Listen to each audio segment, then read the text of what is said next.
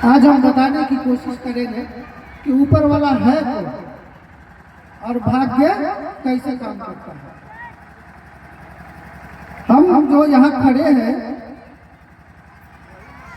सबसे नीचे क्या है? पाँव। पाँव से ऊपर, पाँव से ऊपर ठौनी है ना, इसके ऊपर कमर, कमर के ऊपर पेट, पेट के ऊपर भुजा, भुजा के ऊपर क्या है? इसके ऊपर, इसके ऊपर कुछ है? इसके ऊपर कुछ? ऊपर वाला कौन है? नहीं समझे? ऊपर वाला ये है। कौन है ऊपर वाला? ऊपर वाला ये है।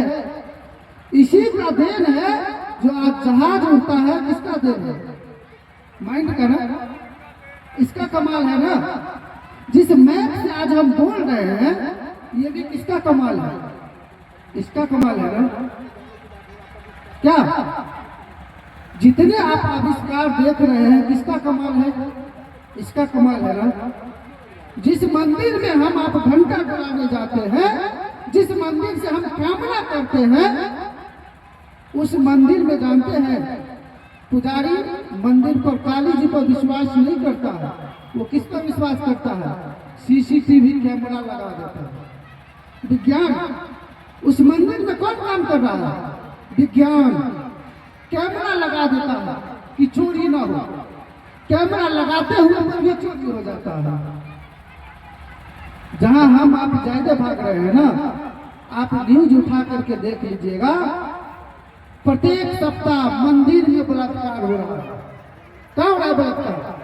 मंदिर में। उस बलात्कारी को, उस चोर लुटेरे को काली से डर नहीं लगता है, हनुमान से डर नहीं लगता है। लेकिन अगर उसको डर लगता है तो वो बाबा साहब के संविधान से डर लगता है कि अगर हम उसको अपराध करते देख लेंगे तो उसको जेल जाना पड़ेगा। क्या अगर उसको भगवान से डर लगता तो बहुत बार आप सुने होंगे कि मंदिर में से जो मूर्ति सोना का रखा हुआ था वो गायब कर दिया चल, उसको काट काट के, यानी वो अपनी रक्षा स्वयं नहीं कर सकता, जो वो हमारी रक्षा करेगा, करेगा। तो हम आप उसके पीछे जाते भागते हैं। आप लोगों को सोचने की जरूरत है। हमारे परम पूज्य बाबा साहब डॉक्टर भीमराव अंबेडकर कभी मंदिर नहीं गए, कभी साधना नहीं किए, कभी पूजा पाठ नहीं किए। केवल उन्होंने ज्ञान को अर्जन किया और बोधिसत्व को प्राप्त कर गए, शीलवान व्यक्ति हो गए। बात समझ रहे हैं ना हमारी बात?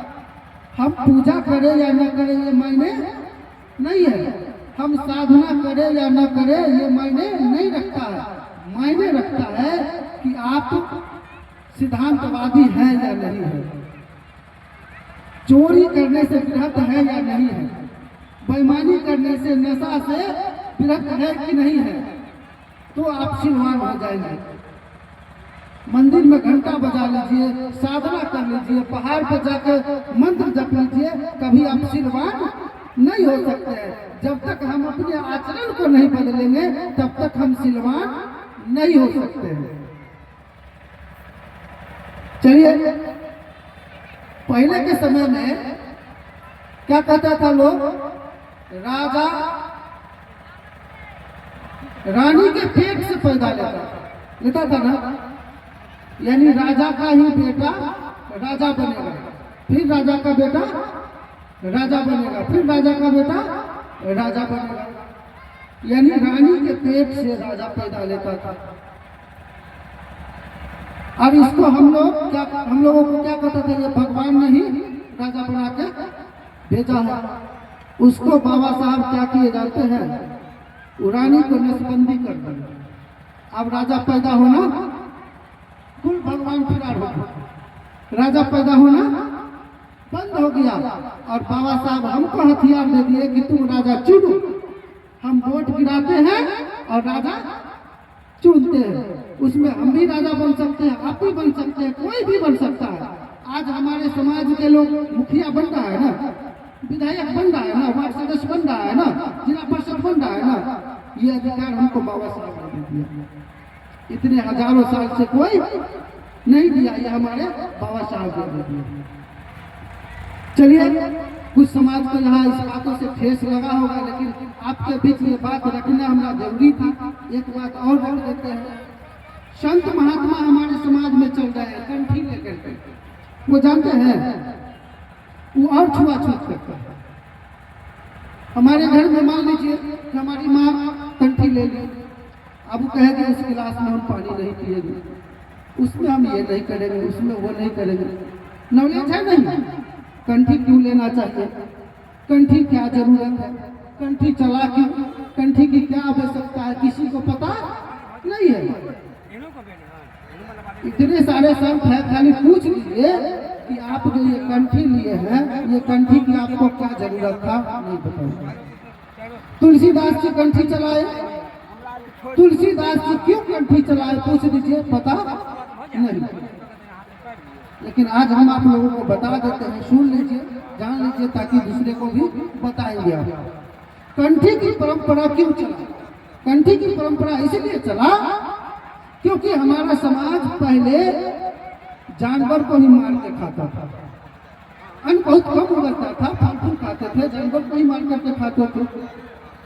तो जानवर की प्रक्रिया मारने की अधिक चलने लगा।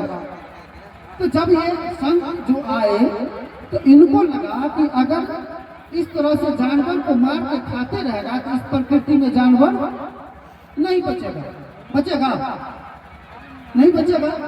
उसको बचाने के लिए एक मुहिम छेड़ा उन्होंने, एक कमेटी बनाया, कमेटी बना के मुहिम छेड़ा कि आज से हम लोग ये मुहिम छेड़ते हैं कि हम जानवर को मार के न खाएंगे और न खाने देंगे। इस मुहिम को गांव-गांव तक पहुंचाओ ताकि इस धरती पर जानवर को भी रहना जरूरी है। अगर जानवर नहीं रहा तो प्रकृति में अनबैलेंस हो जाएगा। जैसे उदाहरण में आप समझ लीजिए, आज पेड़ पौधा की कमी होने लगा था ना, तो सरकार एक मुहिम चलाया ना कि पेड़ पौधा लगाया जाए। क्यों? क्योंकि प्रकृति अनबैलेंस हो जाएगा। इसी तरह से मुहिम, जितना भी मुहिम आज चल रहा है, जितना भी कोई प्रक्रिया चल रहा है, बगैर कारण का कोई नहीं चलता, बगैर कारण का कुछ पैदा नहीं हुआ, उसके पीछे कारण है। लेकिन लोग कारण को नहीं जानते हैं और निवारण पे चले जाते हैं। जब तक हम कारण को नहीं जानेंगे कभी निवारण हम प्राप्त नहीं कर सकते हैं। तो पहले हमको कारण जानना होगा, फिर निवारण पर हम पहुंच सकते हैं। चलिए, इसी बातों को साथ मैं अपनी बातों को विराम देता हूं और इस कार्यक्रम का जो मंचीय प्रोग्राम जो स्पीच वाली थी वो भी समापन की जाती है और आपके बीच ये संगीत का प्रोग्राम चलता रहेगा और आप लोग आनंद लेते रहे। बहुत बहुत धन्यवाद। संत शिरोमणि रविदास जी की चरणों में कोटि कोटि नमन। इस गांव के मोहल्ले के दूर दूर से कोने कोने से आए हुए हमारे समाज भाई बहनों चाचा सभी को कोटि कोटि नमन, मेरा प्रणाम। क्रांतिकारी जय भीम, नमो बुद्धाय।